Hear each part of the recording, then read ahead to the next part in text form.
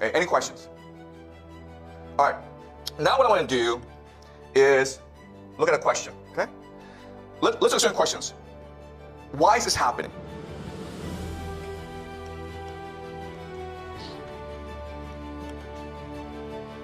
All right. So let's look at JFK and 9/11 and the moon landing. What are common characteristics about these three events? Okay. The first thing, of course, is that they are spectacles. You can say that they are rituals.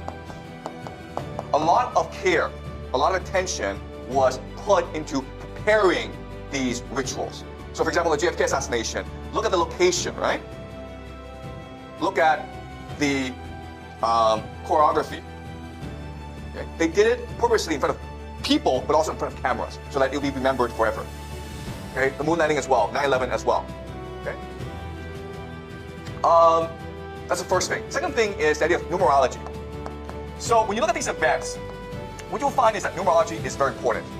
Okay? It's a very simple concept to understand. So for example, let's just say you want to get married, right? Well, you want to pick an auspicious date. So maybe August 8th, 8/8, right?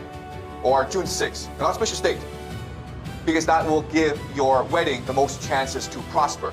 You also want to pick a nice location, feng shui, right? Same thing with this idea, okay? So let's look at the numerology.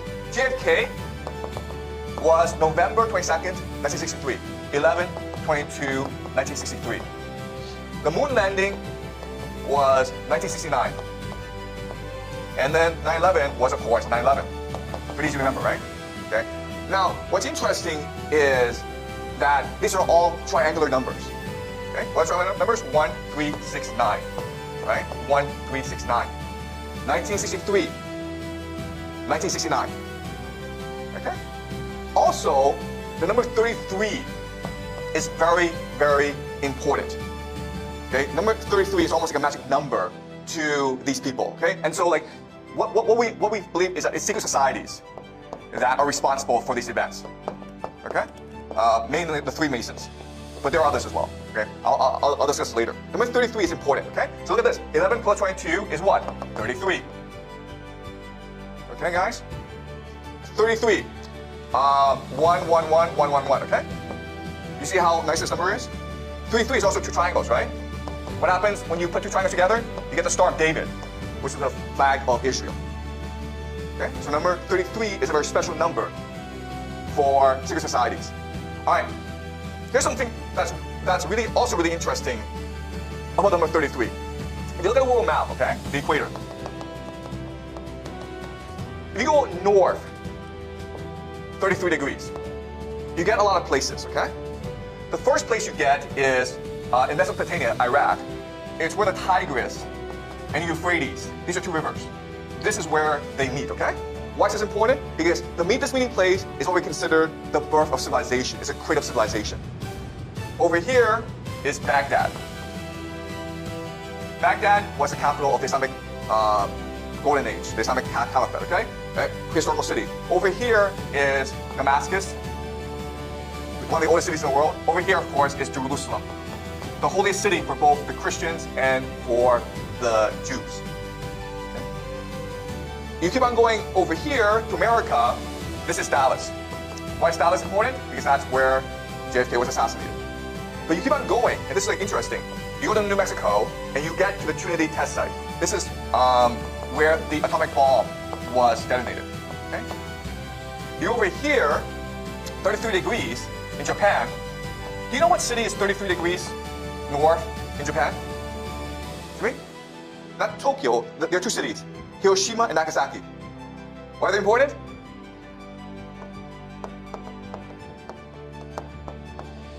Okay. These are the two places where the atomic bomb was dropped. Okay. Think about that.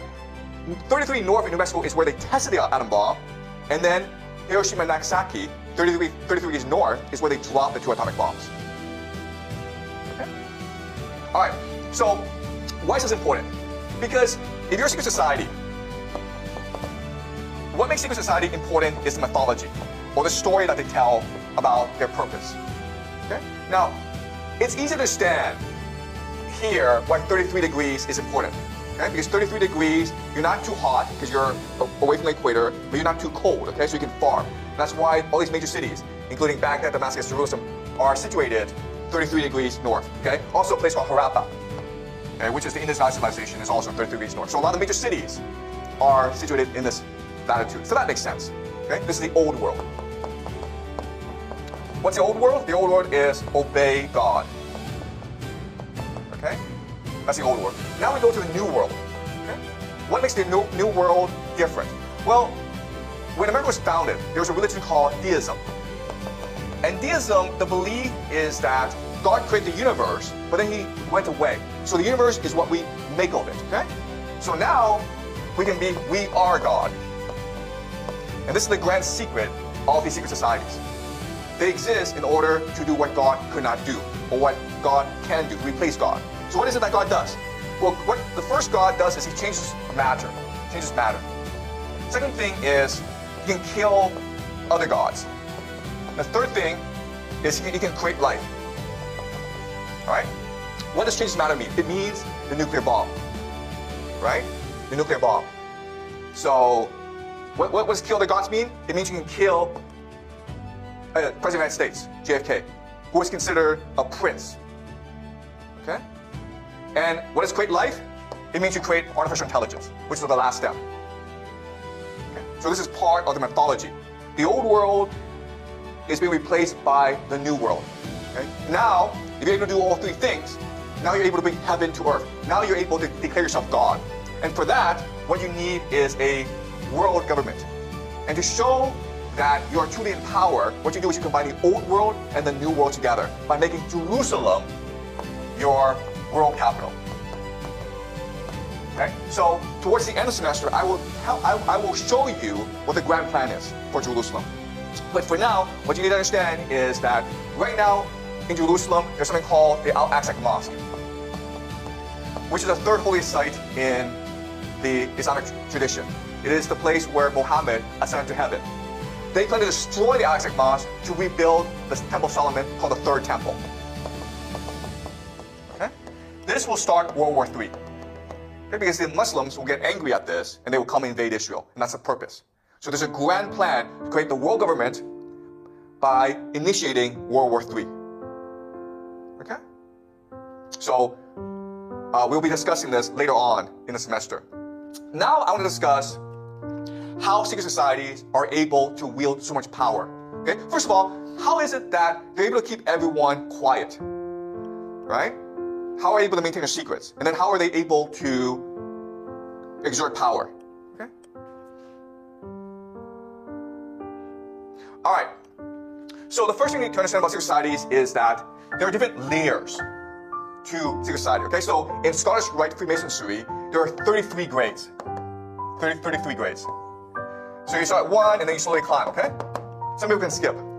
And at each different grade, you're taught different secrets or understanding of the world. So maybe here, you have 4 grades, okay? In the bottom grade, all you're taught is just to be a good person, to do good works, to do charity, to be kind. That's all you're taught, okay? But as you move up, you're taught something else, which is